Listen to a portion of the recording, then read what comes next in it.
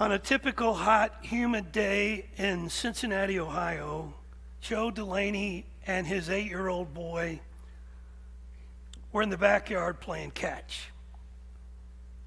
And Joe could tell that something was on his boy Jared's heart, but he didn't know what it was. They were talking about the Reds baseball team, talking about Jared's buddies, talking about their summer vacation, but Joe, the dad, could tell that something else was on Jared's mind. Then the conversation took a more serious turn, and Jared blurted out, "Dad, is there a God?" Joe had a helpless feeling in the pit of his stomach because he didn't know what in the world to say to his boy. He could give him a lot of trite answers that raced through his mind, but in the end, he decided to be honest. "I don't know, Jared," he replied as the ball landed softly in his glove. "I went to church a couple of times as a kid, so I don't know very much about those kinds of things." Jared seemed in deep thought as the game of catch continued, and finally he told his dad he'd be right back. "I have to go get something," he said.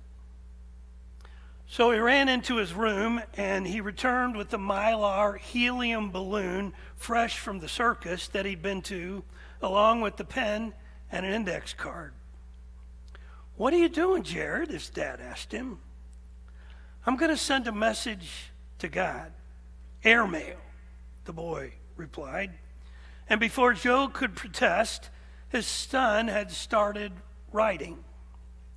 "Dear God," Jared wrote on the index card, "if you are real and if you are there, send people who know you to Dad and me." Joe kept his mouth shut. He didn't want to dampen his son's enthusiasm, and he breathed the prayer of his own. "Dear God, I hope you're watching."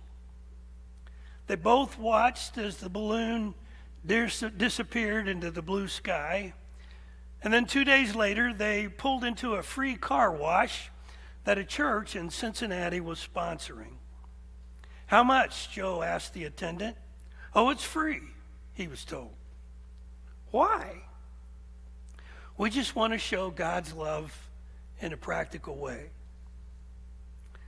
Joe stood there dumbfounded. "Wait a minute. Are you guys Christians?" "Yeah, we're Christians." "Are you the kind of Christians who believe in God?" With the wry smile came the reply, "Yes, we're that kind of Christians." Directing a big grin towards Jared, he proceeded to tell the attendant the story of releasing the helium balloon with its message only 2 days earlier.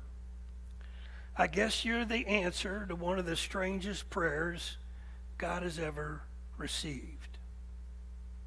In Ecclesiastes chapter 11, verse 6, Solomon writes these words, "Keep on sowing your seed, for you never know which will grow. Perhaps it all will."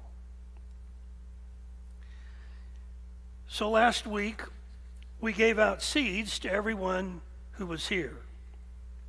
And I would imagine that some of your seeds are still in the baggie. You looked at the baggie when you put it on the counter, and you told yourself, I really do need to plant those seeds, but you just didn't get around to it. But some people did. Matter of fact, I received a call from John Vukasich, not a call but a text. He told me that Mary's seed was growing and his weren't. So he's pretty bummed by that. But Ethan and Aaliyah Lynch went home and they planted their seeds. And here they are.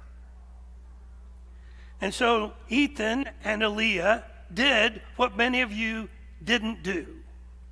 I want to tell you a secret. Seeds can't grow if you don't plant them. And unfortunately, stories can't be told until you tell people your story. And many of you think you don't have a story to tell. And so when you're in conversations with people, you keep your seed in the baggie. And you never sow it. And then you come to church on Sunday morning, or you lie your head on your pillow at night, and you wonder why you're not living a fruitful, productive life, why you don't have much joy, why you fret and you worry all the time. And I think maybe I have an answer for you. You haven't planted any seeds. And so I know it sounds stupid, and I know it sounds dumb, but would you please go home, find that baggie, and plant your dadgum seeds? And you will see something amazing will happen. It is supernatural. It's something that God does with seeds that you can't explain. Now, I want to talk to you this morning about planting seeds and reaping stories. And I'm going to tell you a story that Jesus told planting a seed. It's found in the Gospel of Luke. And I want you to notice the first thing about this story, Jesus gives us a heads up. This is how Luke begins. Someone in the crowd said to him.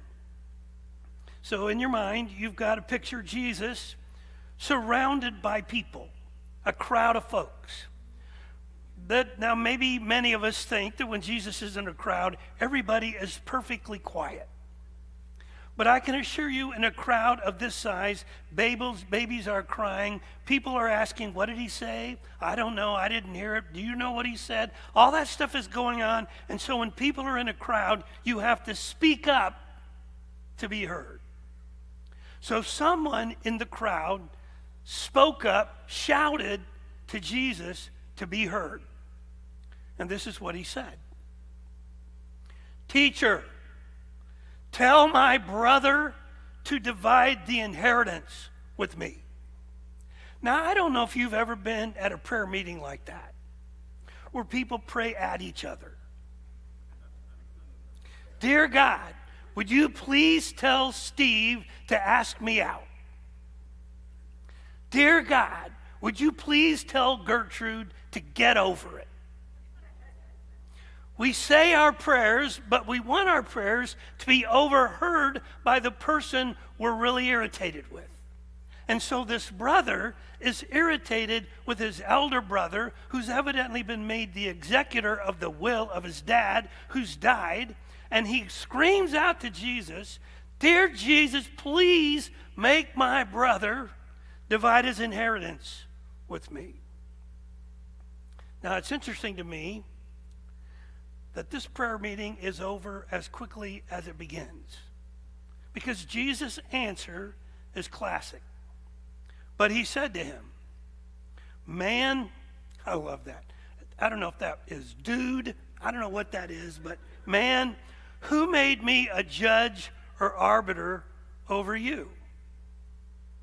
Basically, Jesus says, I'm not getting into the middle of that. I'm not wading into your inheritance problems. I'm not getting involved in a family fight. When I was growing up, I lived in a family of 5 kids. I've told you this before, but we had a sedan as a car. And so the window seats were premier seats. And the window seats went to the people that were older. The younger kids got the hump in the middle. That was before the days when the humps went away. And so there was a hump that went down the middle of the car, and the youngest kids had to sit in the front seat next to my mom and dad and in the back seat while the rest of the kids got windows. Our family was very competitive. We were competitive because it was survival of the fittest. And so when we had mealtime, we would line up the glasses, all 5 of them, to pour the Coke. Because Coke in our house was like a fine wine. It was very, very, very critical to the life of the kids. And so we would line up the glasses and we would pour the Coke so that it was equally distributed in all 5 glasses, and then we would put the ice in. That was my family. So when my mother died, and we all gathered to celebrate her life and to separate her inheritance, I was expecting the worst. Because dividing up the inheritance with the family of competitors can be fraught with minds. And so I was wondering to myself, I wonder how in the world this is going to go down. So we all get there, and my brother, Richard, comes into the room and announces to the rest of us, I'm here to do business. So I thought, uh-oh. So here we began. We started going through her things. And I would say to Lynn and Cindy and Richard, oh, look, this is beautiful. I want you to have it. And they would say, oh, I don't want that. Why don't you take it? Oh, that's all right. Why don't you take it? And we went through all of my mother's things, and it was the most delightful, fun-loving experience of my life. And all of a sudden, I realized that in these kinds of events, what Jesus is saying to this brother makes a lot of sense. Listen what he says to the crowd. Take care. Be on your guard against all covetousness. And then he says this. For one's life does not consist in the abundance of his possessions. Did you hear that? One's life does not consist in the abundance of his possessions. Someone said it this way. There can be only 2 basic loves. The love of God unto the forgetfulness of self, or the love of self unto the forgetfulness of God. So Jesus gives us a heads up as we go into this passage of Scripture, and he says, in this heads up, you better watch out, because your life does not consist in the abundance of your possessions. Point number 2. But this guy wanted a leg up on everybody else. And so then Jesus tells us a story about people who want a leg up on everybody else. And he told them a parable, and this is the story, this is the seed that Jesus plants in the minds and the hearts of the people who were listening.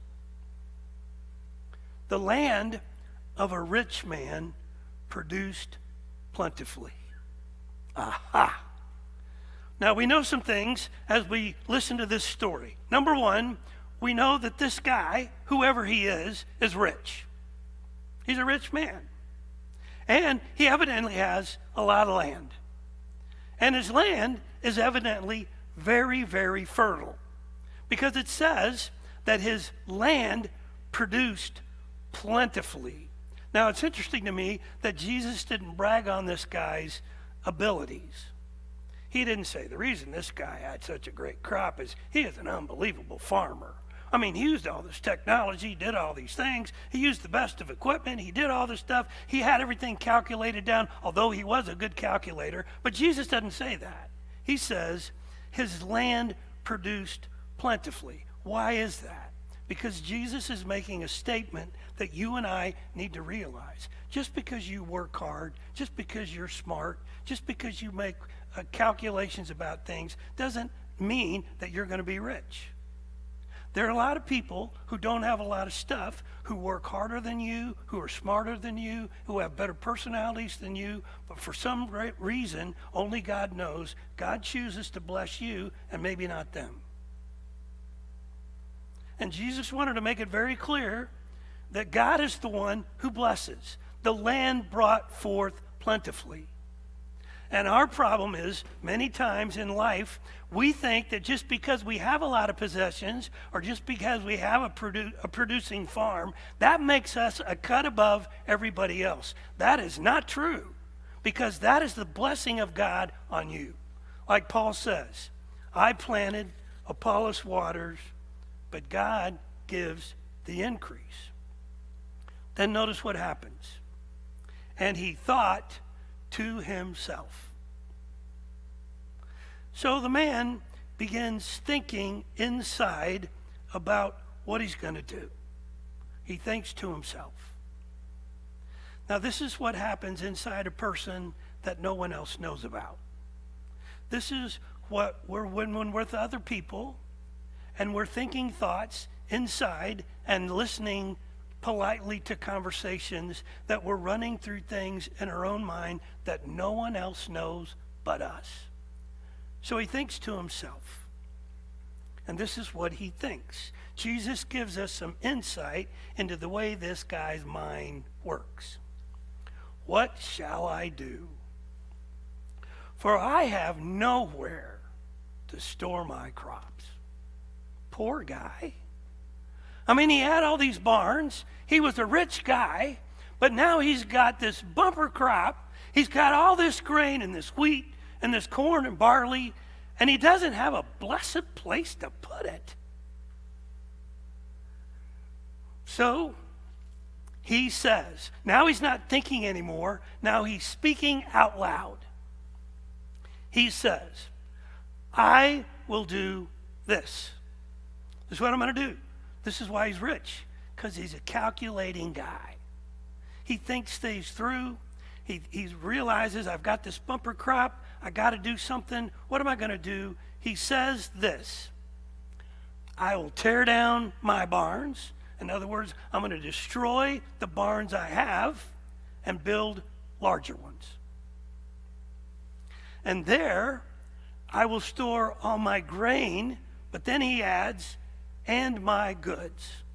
And there you have the first storage business. He decides, I need a barn. I need a lot of barns. They need to be really big because they have to handle not just my grain, but all my other stuff. All my other stuff. So I'm going to pull down these barns. I'm going to draw up plans, get an architect, do all these things. I'm going to tear down these barns, and then I'm going to build bigger barns, and I'm going to store all my goods and my grain. And then he says this, and I will say to my soul. Now that's very interesting. Because at first, he thinks to himself, then he speaks out loud, and then he turns to the person that he is on the inside.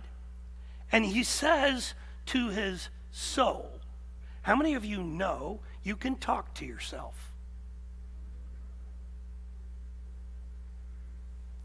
He says to the person that he really is on the inside that no one else knows, he says, I'm going to say to my soul, soul, you have ample goods laid up for many years. Which tells me that he had gotten out his pencil, he had gotten out his calculator, and he has figured out, okay, there's 365 days in a year. I have this much grain.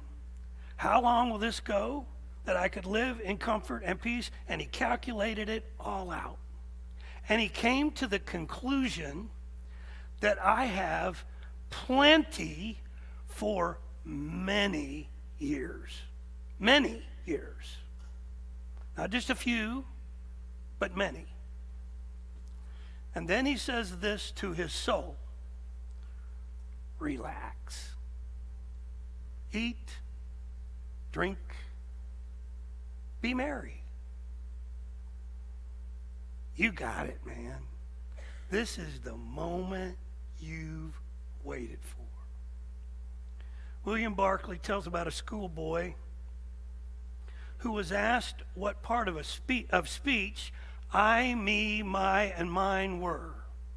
And his reply was this: they are aggressive pronouns. Now, he meant to say possessive pronouns, but he answered aggressive pronouns. And I think he answered correctly. I got seeds. What am I going to do with all these seeds? And he makes a critical decision. I'm getting out of the farming business. I'm transitioning from farming to security. Now's the perfect time for me to hang it up. I'm going to go out on top. I'm going to go out after the Super Bowl, and I'm going to retire. I'm going to destroy my barns. I'm going to build bigger barns. I know there's some destruction and construction involved, but I tell you what, we're in the money now. I've got it all figured out. I've calculated it out, and I am set. There's no worries. I don't have to plant. I don't have to harvest. I'm done. Someone else can do that. I've realized my earning potential. I am living the dream. I'm stepping out of reality and stepping into my dream. So relax. Eat, drink, be merry. My investments are whole. I can indulge myself. I can indulge my appetites.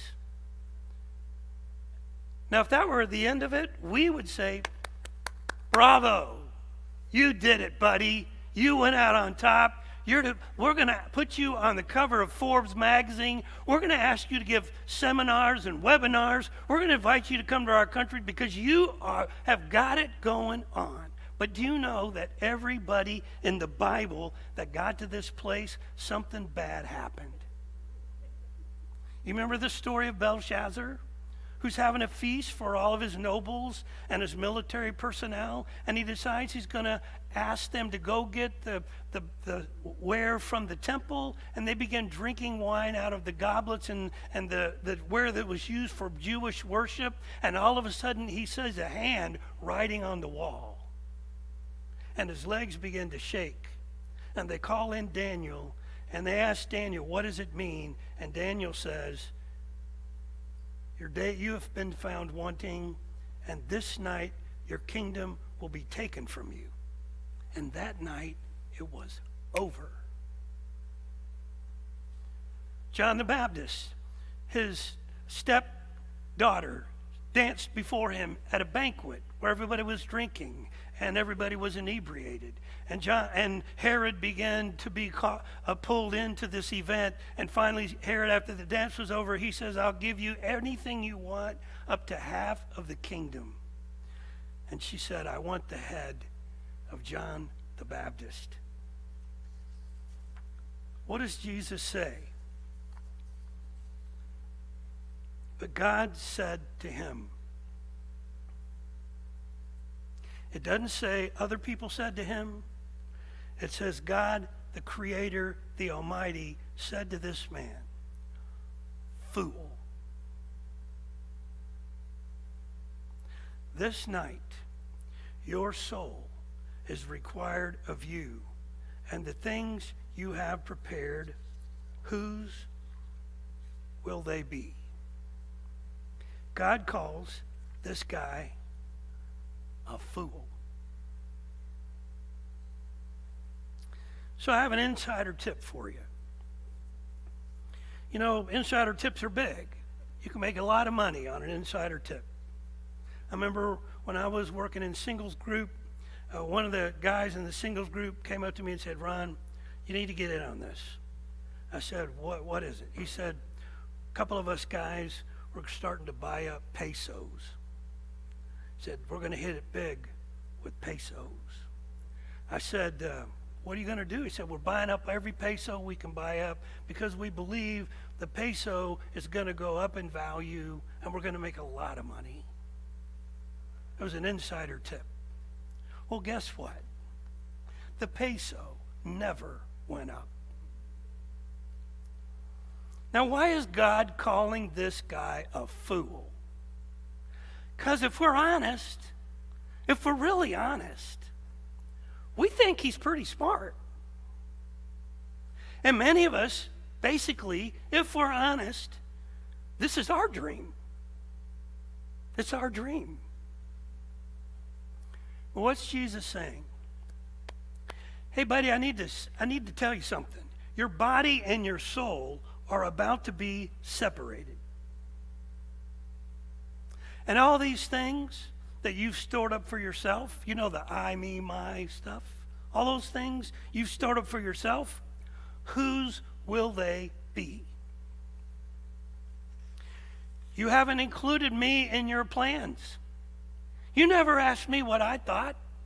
You never asked me why I gave you all these crops. You never asked me why your ground produced plentifully. Did it ever cross your mind that I may have had a reason for giving you and blessing you the way I did because I wanted to use you in a wonderful way?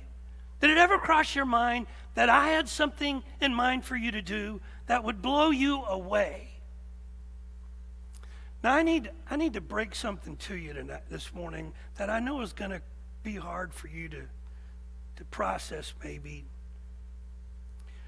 But when you die, when I die, all the things that I think are valuable and beautiful and exquisite that I can't part with, one of my relatives or kids or grandkids is going to hold it up and say these words. Anybody want this? I hate to break it to you, but all those things you think are so cool, and matter of fact, you put on layaway or you put on your credit card because you thought, I have just got to have that. Someday, somebody's going to walk into your apartment or your house, and they're going to hold it up and they're going to say, do you want this?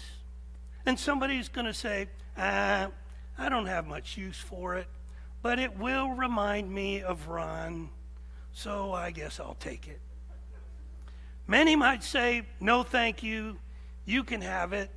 And then comes the classic remark, give it to Goodwill. And you know what?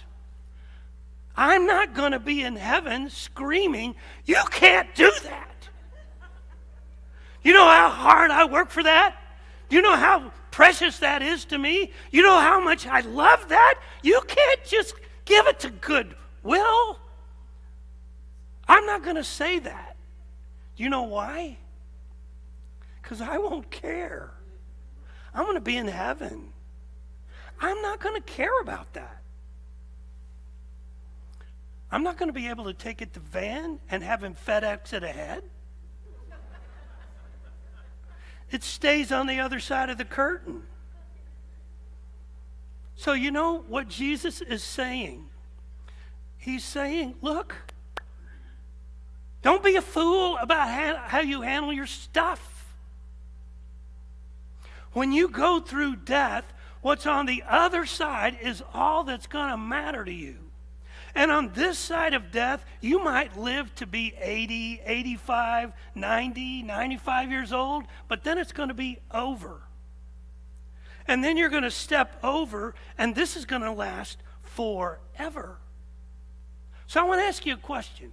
How important do you think those potato chips are over here when you can give $1 that you would spend on the potato chips to a school in Guatemala and have them educate kids who people don't care about, but not only are you helping those kids in Guatemala by giving up your potato chip to giving them a chance to have something they've never had, but you are also laying up for yourself treasures in heaven. So when you get to heaven, there's going to be all these things in heaven because you realized you didn't want to be a fool about the way you handled your stuff. Jesus says it this way.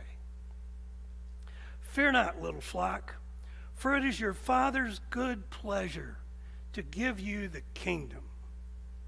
So sell your possessions and give to the needy. Provide yourselves with money bags that do not grow old, with the treasure in the heavens that does not fail, where no thief approaches and no moth destroys. For where your treasure is, there your heart will be also. What is Jesus saying? There's a money bag you can put your money in that doesn't grow old.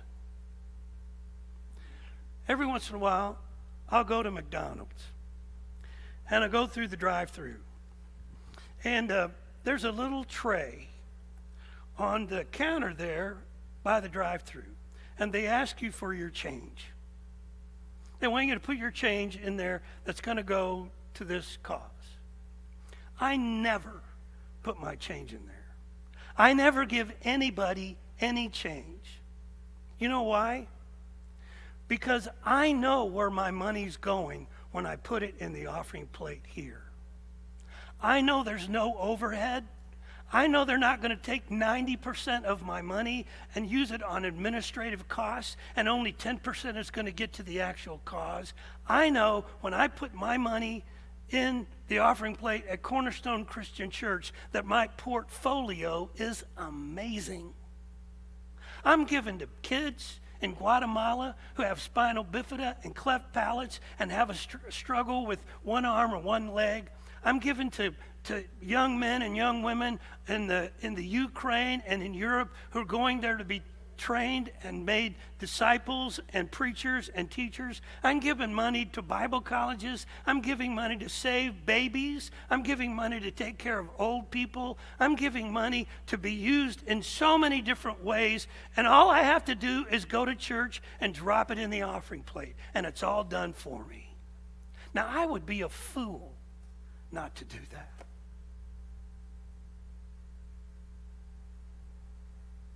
It makes so much sense. Dear God,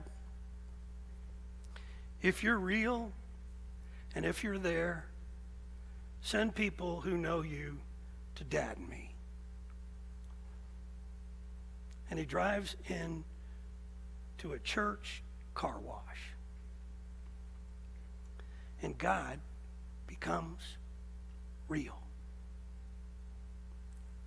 And what we are doing at Cornerstone Christian Church and what this is all about is to help God become real to the people who live down the street from us, who work in the next cubicle, who share a locker in the locker room at school, who are people that check us out at the grocery store, who are people that we take our cleaning to, people that we share when we pump our gas.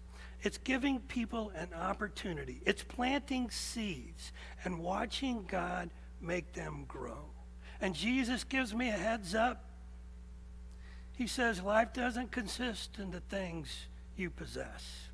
He realizes that if I really want a leg up, I'll understand his inside tip. Don't lay up treasures on earth where moth and rust can corrupt, but lay up treasures in heaven. For where your treasure is, that's really where your heart is. Let's pray.